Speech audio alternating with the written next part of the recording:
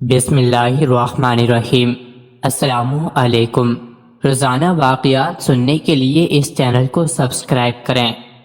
ہندوستان میں سومناتھ کا مندر پورے ہندوستان کے لوگوں کا مرکز تھا۔ یہاں پر میلوں سفر طے کر کے لوگ آیا کرتے تھے۔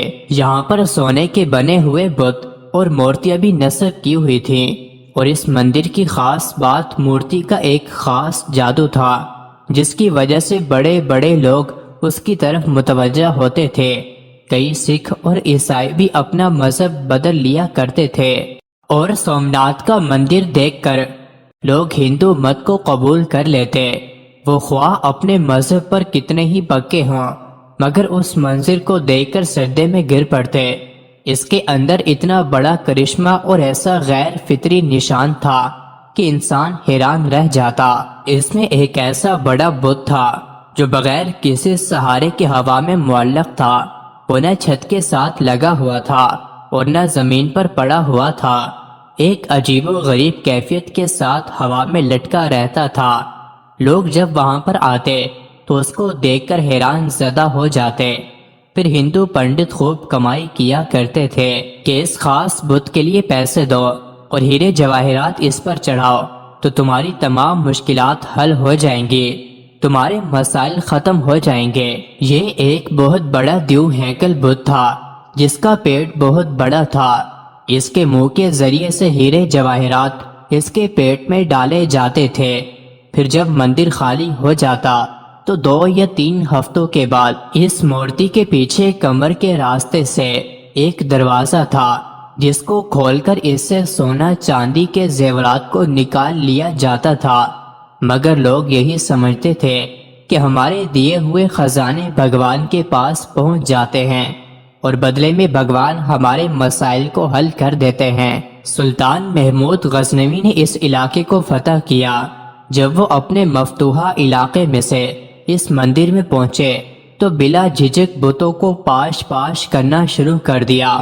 بڑی کلہاڑیوں سے بتوں کو گرایا جا رہا تھا، اور سلطان محمود غزنوی بھی تلوار سے بتوں پر وار کر رہے تھے۔ ابھی آدھا مندر ہی بتوں سے پاک ہوا تھا کہ بقایا کو دوسرے دن پر چھوڑ دیا گیا۔ دوسرے دن تمام ہندوستان کے بڑے بڑے پجاری اور پنڈت مل کر سلطان محمود غزنوی کے پاس حاضر ہوئے اور بڑے اتحاد کے ساتھ، بڑی لجاجت کے ساتھ اور درخواست پیش کرتے ہوئے کہا کہ اس علاقے پر آپ ہی قبضہ رکھیں، مگر ہمارے اس بت کو مت توڑیے۔ اس کے بدلے میں ہم آپ کو پورے ہندوستان کی دولت دینے پر آمادہ ہیں۔ سلطان محمود غزنوی کا ایک وزیر آپ کے قریب آیا اور کہنے لگا کہ یہ پیشکش بہت بڑی ہے، کیونکہ ہم نے بہت سارے بتوں کو توڑ دیا ہے، صرف ایک بت کو چھوڑ دینے میں کوئی حرج نہیں۔ آپ اس پر ضرور غور کیجئے، کیونکہ جو مال و دولت آپ کو ملے گا اس سے ہمارے دین اسلام کی حکومت بہت آسانی سے مستحکم ہو جائے گی۔ سلطان محمود غزنوی نے ان ہندو پنڈتوں کو کوئی جواب نہ دیا۔ دوسرے دن اپنے ساتھ ماہر طبیعت یعنی ماہر سائنسدان البیرونی کو لے کر مندر میں پہنچے، کیونکہ آپ اس معمہ کو حل کرنا چاہتے تھے۔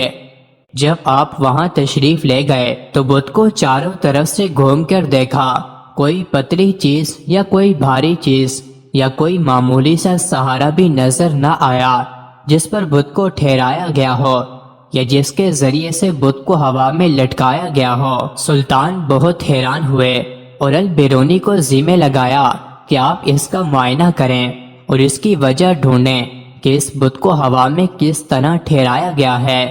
عجیب و غریب سما بن چکا تھا۔ بہت سارے وزیر اور سلطان محمود غزنوی بھی وہاں بیٹھ کر دیکھ رہے تھے کہ آخر اس کی وجہ کیا ہو سکتی ہے۔ البیرونی بھی پکے سچے مسلمان تھے۔ انہوں نے بڑے غور و خوض سے بت کو دیکھنا شروع کیا، قریب جا کر بت کو چھو کر بھی دیکھا اور چاروں طرف سے بغور دیکھتے بھی رہے۔ آخر کار ان کی سمجھ میں یہ راز آ گیا اور وہ بڑی فاتحانہ مسکراہٹ لے کر بادشاہ کے سامنے حاضر ہوئے اور بڑے ہی ادب سے عرض کیا، حضور، اس بت کے دائیں جانب دیوار کے اوپر والی اینٹیں اگر نکال دی جائیں تو آپ کے سامنے اس کا معمہ حل ہو جائے گا۔ سلطان جو کافی دیر سے تحقیق ہوتے ہوئے دیکھ رہا تھا وہ گہری سوچ میں پڑ گیا اور اپنے ایک وزیر کو حکم دیا کہ جن اینٹوں کی طرف البیرونی نے اشارہ کیا ہے وہ فوراً نکال دی جائیں۔ جیسے ہی اینٹیں نکلی تو بت کا راز فاش ہو گیا، کیونکہ دائیں طرف والی دیوار سے اینٹیں نکالی گئیں تو بت دائیں جانب سے زمین کی طرف جھک گیا۔ ابھی وہ زمین پر گرا نہیں تھا مگر اس کی ایک طرف بالکل نیچے کی طرف جھک گئی۔ یہ چیز پہلے سے بھی زیادہ حیران کن تھی کہ اینٹوں کا بت سے کیا تعلق ہے۔ سلطان نے البیرونی کو بلا کر پوچھا کہ اس پہیلی سے ذرا پردہ اٹھائیں اور ہمیں بتائیے کہ آپ تحقیق کی گہرائی تک کیسے پہنچے۔ البیرونی نے بتایا کہ حضور در حقیقت یہ سارا بت بہت اعلیٰ قسم کے لوہے کا بنا ہوا ہے۔ یہ ایسا بت ہے جو مقناطیس کی طرف خوب کھینچتا ہے، پھر اس کے وزن کے عین مطابق مقناطیسوں کو دیوار کی اینٹوں کے اندر خوب بھر دیا گیا ہے، یعنی اینٹوں کے اندر مٹی کے بجائے مقناطیس رکھ دیا گیا ہے۔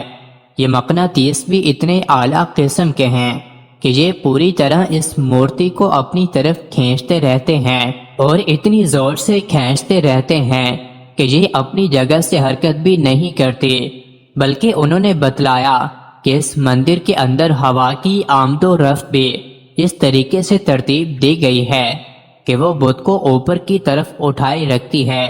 اس تحقیق سے معلوم ہو گیا کہ وہ کون سی تکنیک تھی جس کے ذریعے جادو دکھا کر ہندوستان کے ہزاروں لوگوں کو گمراہ کیا گیا اور ان کو باطل کی گہرائیوں میں ڈال دیا گیا۔